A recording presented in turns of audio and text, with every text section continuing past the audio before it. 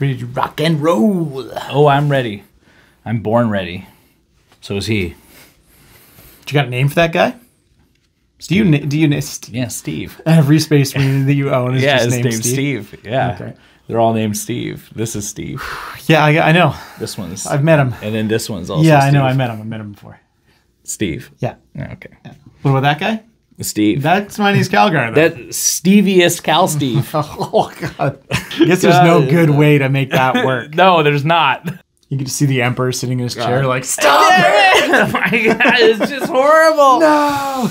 Except this one, this guy's named Brad. Hey everybody, this is Space Marine Steve, and I am from Play on Tabletop, and here at Hyperspace Hobbies with my good friend Ian. Hello. We today are talking about lists. It was put down in our comment section that people wanted to talk about how to put lists together. Just the basics of how to throw a list together. But first, I would really love it if you liked and subscribed. Do it for Steviest Cal Steve. God, it doesn't sound good. It sounds terrible. It's just Actually, horrible.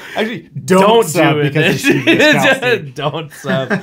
So, building lists. Today we're going to talk a little bit about pairing units. We've got Steviest Cal Steve here along with some other options for him. We've got other Steve and his accompanying Steves. And we're going to talk about how you pair HQs and stuff. And we're also going to talk about core and battle line and like how to put together like the bulk of your army. Yeah, let's kick it off. Let's kick it off. So Ian, how would you go about putting HQs and units together? Like, what do you first look for when you start pairing them? Well, I originally study the codex pretty hard. I find every unit that could potentially be attached to an HQ unit, and I kind of do like the puzzle piece. I go, okay, you've got a big mech. What can a big mech go into? And you find out what units it can go into, figuring out how it actually gets its efficiency with its abilities. Let's use like the Terminator Captain, for instance. He doesn't have a lot of things that he can go into, so he's sort of locked. Yeah. But whenever I'm building any list, if I'm starting with a character that can join a unit, that's the top of the list. Yeah. That's like the first time I start putting points down, it'll be a character joining the units. I agree with you. I think that is the best place to start. And so when we put lists together, and we're talking about just, we're building a functional list. We don't want to like do something very stat checky or hardcore meta. This is you playing Warhammer with your friends at a local game store. You're like cracking some beverages with your buddies in your basement. Yeah, like, just grabbing a couple models off the shelf and trying to put something together to make it work. Exactly. So not a list to top tournaments, a list to play a good and fun game. Yeah. And I agree with you. I think that starting off with a character and one of their accompanying paired units is a great way to start. And whenever I think about these things, I think about this unit is going to be one that performs, right?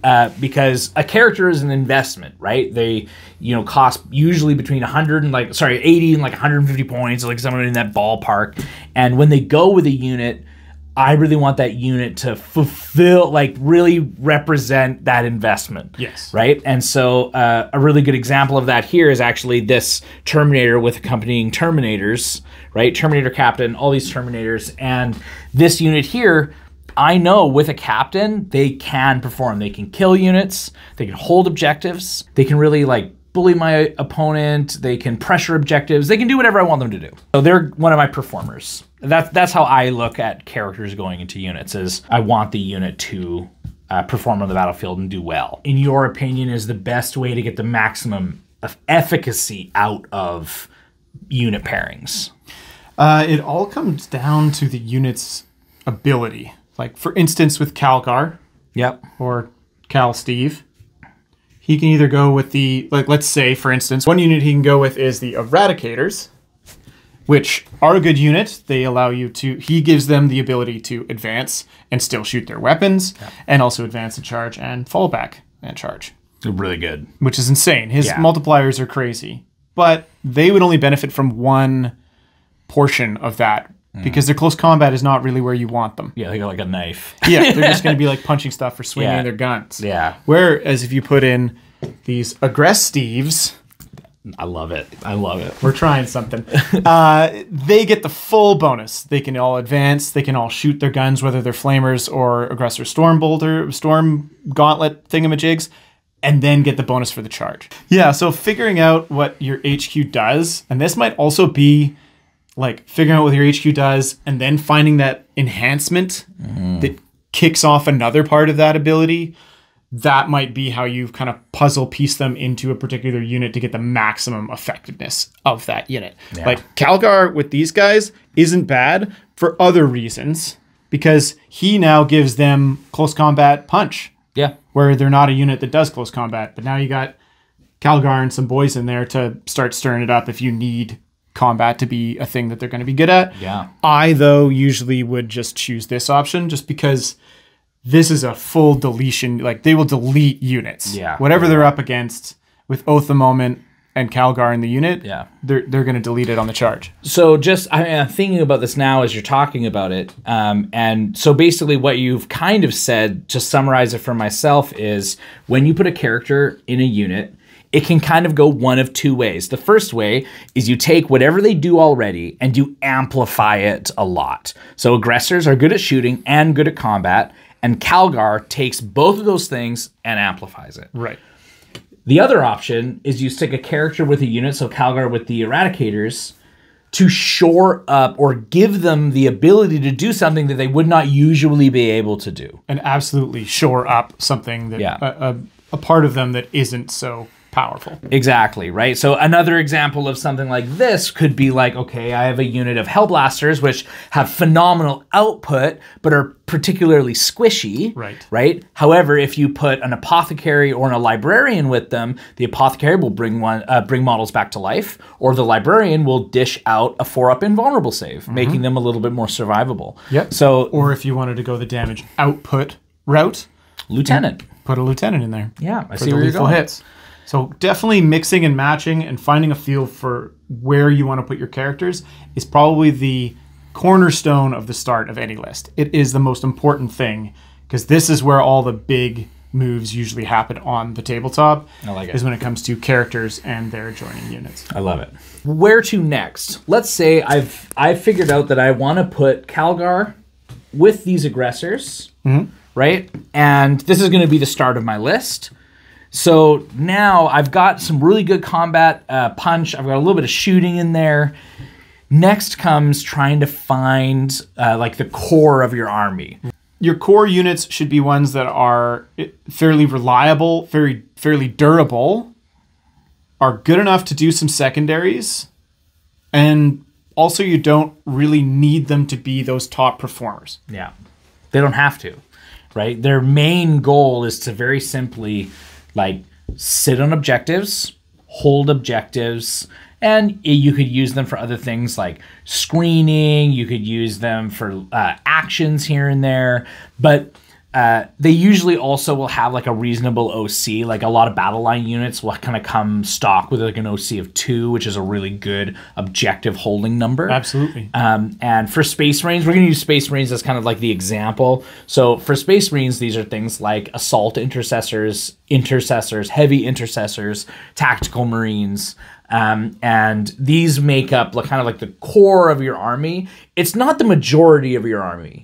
No. But it is a good place to start. Like I will usually take 2 units and put them into the list just to do this one thing. Because when I have like Calgar's unit here, which I know can shoot and can punch, now I need something that can hold. Right? And so I will go for maybe a couple of squads of intercessors, right? Or assault intercessors for super cheap. And it doesn't have to be the battle line.